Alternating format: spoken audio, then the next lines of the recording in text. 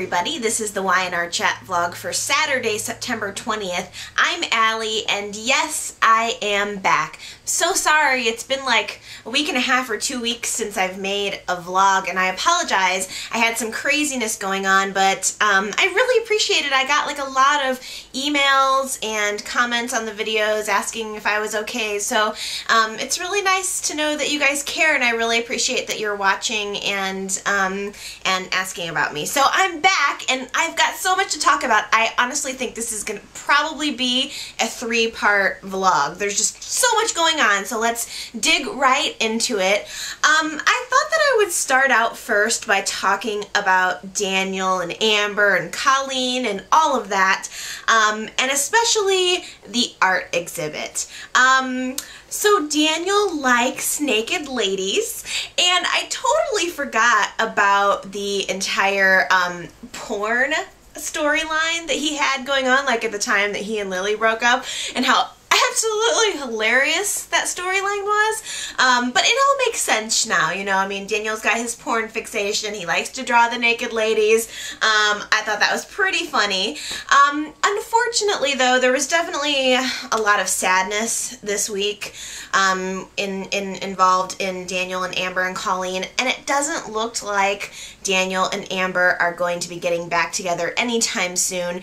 And you know, I have to say, in a lot of ways, I feel a little bit relieved that they've just finally made a decision about it, because there was so much going back and forth, so much fighting between Daniel and Amber, and yes, no, and I kind of felt like Daniel was stringing both Colleen and Amber along, and I was kind of getting tired of it. I mean, I was just thinking, let's make a decision, and it seems like Daniel has made the decision to move on from Amber, or that's where he is right now with it. Who knows where they'll be tomorrow.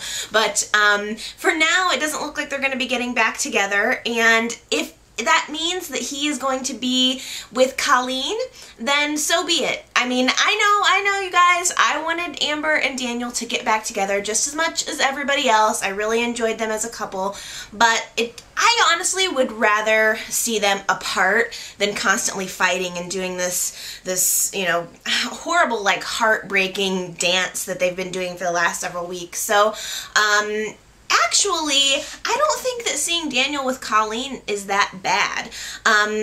She's actually very, very sexy. I was so surprised when she went over to Daniel's apartment earlier on in the week, walked right in the door, and dropped off her clothes. I mean, that was kind of hot, right? I mean, I suppose that they could be a good couple together. I'm always going to be a Daniel and Amber fan, but, you know, Colleen is definitely not so bad.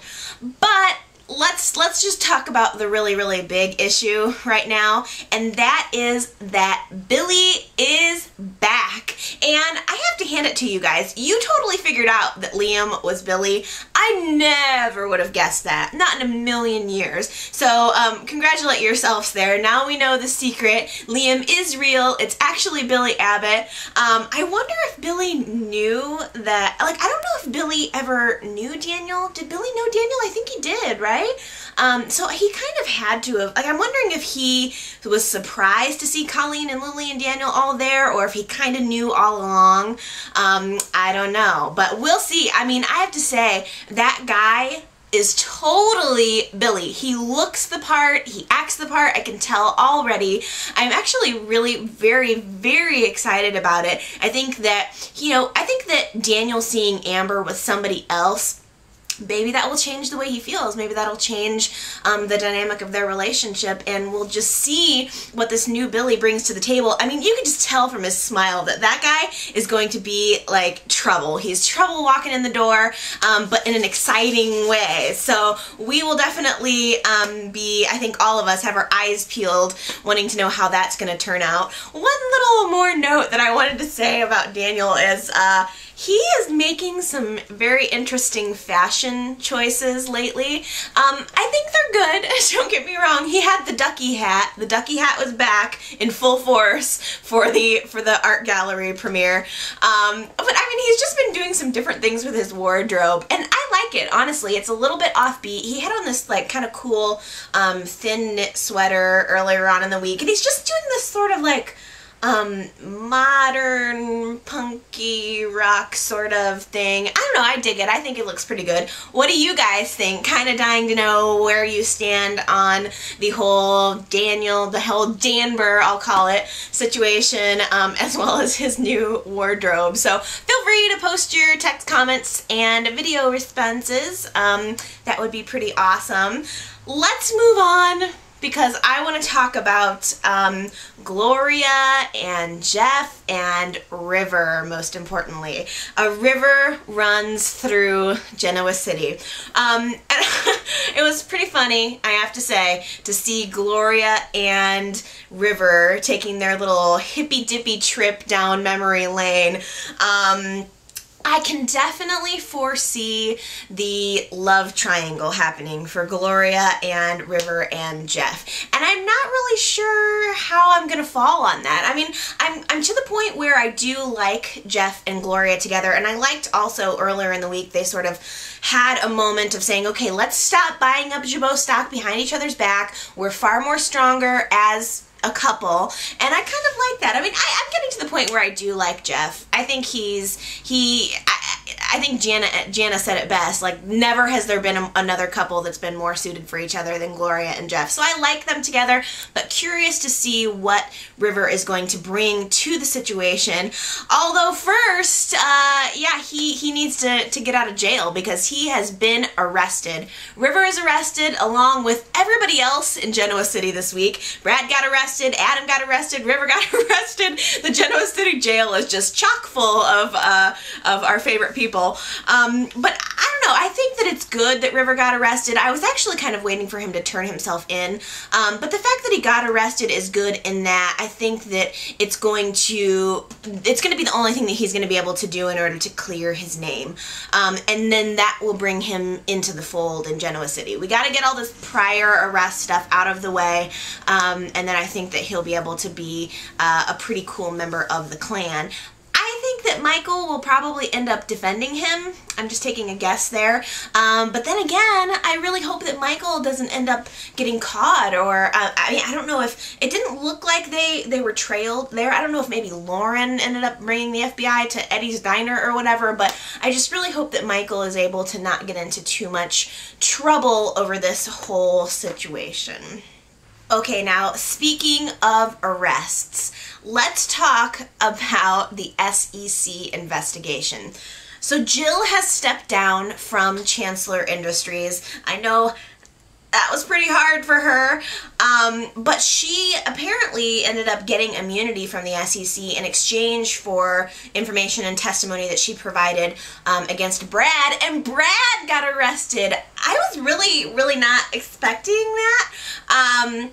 But I guess, you know, I still feel a little fuzzy around what exactly Brad did wrong. I mean, maybe it's something that I missed, or I don't know if the rest of you are a little bit clueless on this as well, but I mean, is Brad guilty of something other than just being a jerk? I mean, he lent David Chow money. He was definitely baiting David Chow, I think, to be able to get him out of the company, but I don't know that Brad was necessarily guilty of anything like any kind of, I don't know, federal conspiracy or anything like that.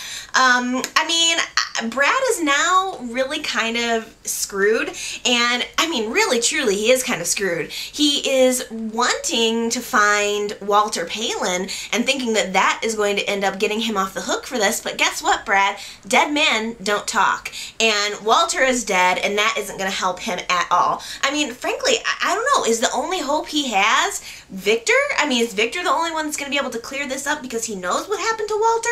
I have no idea. I really, truly don't know what's going to happen with the Brad situation. I even went online to find out if the actor was by any chance leaving the show, because I thought, I really don't see any way out of this for him. But it doesn't appear that that's the case, so not totally sure if maybe what is discovered from Mexico will somehow help Brad. But in the meantime, I mean, he's out on bail, and I'm not really sure what's going to end up becoming of him. But I thought it was very interesting that he called Sharon when he got arrested and was at the courthouse. I don't even know why he would want to see her like that. I mean, or have her see him like that. I'm not sure. Maybe he just needed a friend at that point. But I'm kind of wondering if there might be a little something something sparking up for Brad and Sharon in the near future. I liked it. I liked their affair when they were kind of messing around. I thought it was a little bit hot. So it's definitely a possibility. We'll see. I don't know if that's in the future. I'm more thinking of a Nick and Sharon thing than a Brad and Sharon thing. But I guess the time will tell. Okay, I think that about does it for me for my 10-minute time limit. So I am going to come back and do a part 2, possibly even a part 3 video. So stick with me. I will be back and I have a lot more to talk about.